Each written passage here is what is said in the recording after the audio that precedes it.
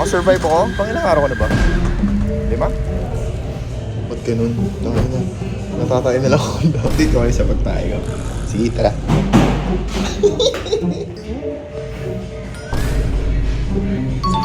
Siyempre, bago tayo mag-start ng workout, may nabili ako sa TikTok. Bumili na rin ngayon ito. Importante to para sa atin, lalo ng mga gym goers. Ito, resistance band. Pang warm up, bago tayo mag-start ng workout. Para iwas injury, di ba? Tapos, yun yung blood flow.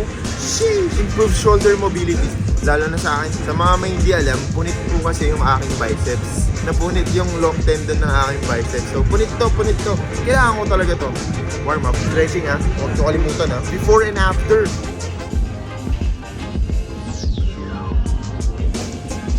Huwag na huwag mamadaliin yung stretching nyo ha. Baka mamaya mag-stretch kayo na.